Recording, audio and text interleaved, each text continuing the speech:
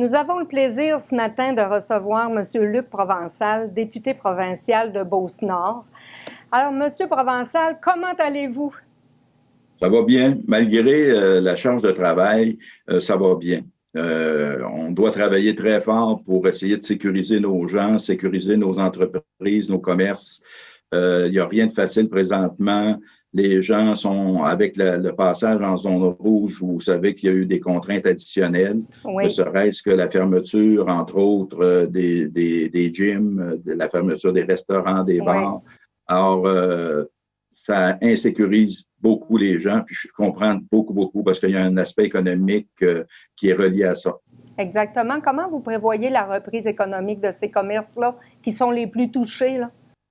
Ben, écoutez, moi, je pense que, d'une part, vous savez qu'il y a des aides financières qui ont été annoncées Oui. pour atténuer, je dis bien atténuer l'impact financier de la fermeture de ces commerces-là.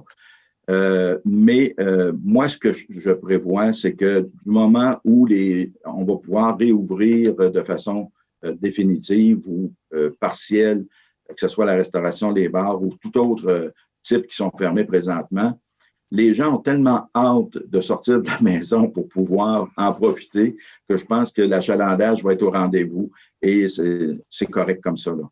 Sûrement. On a vu là, ces derniers jours qu'il y avait une baisse de cas. C'est encourageant. Est-ce qu'on doit baisser beaucoup pour devenir en zone orange, pour redevenir en zone orange?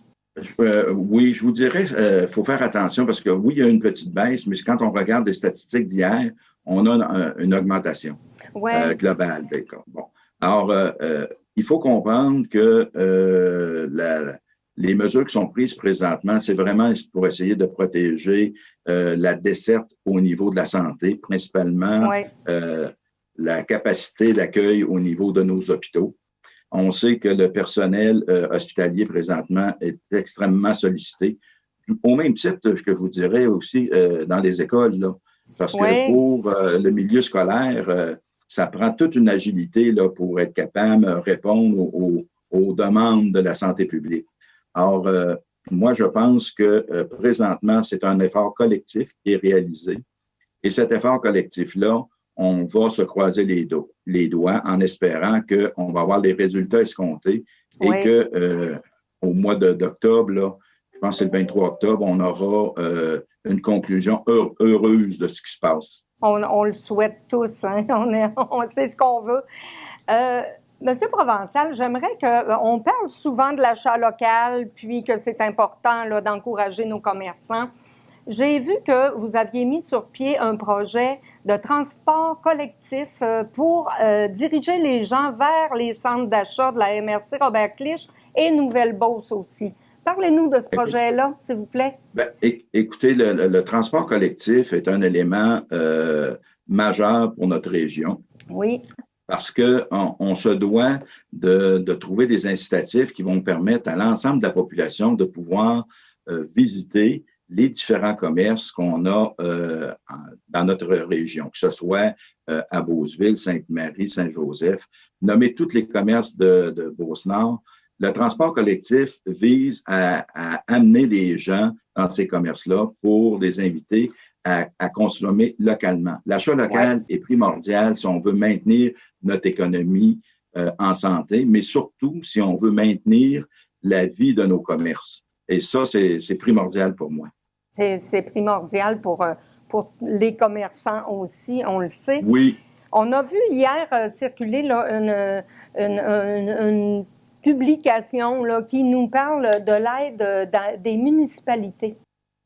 Oui. En fait, il y a eu une négociation qui a été faite par la ministre André Laforêt, ministre des Affaires municipales, et aussi par Mme Sonia Lebel, avec le fédéral, qui a permis de récupérer des sommes d'argent. Et ces sommes d'argent-là ont été transférées immédiatement aux municipalités. Ce qui fait que dans le comté de Beauce-Nord, on a 3,1 millions qui a été distribué aux municipalités. Ces montants d'argent-là visent à atténuer tous les impacts négatifs causés par la COVID-19.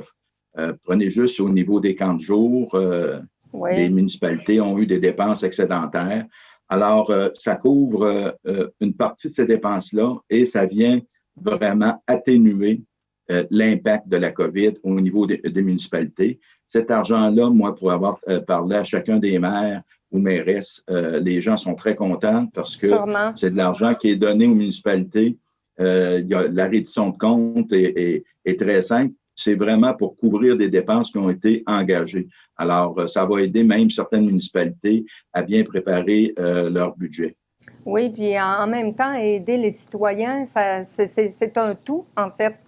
Ces argents-là qui sont distribués aux municipalités, ça se déverse aussi chez les citoyens.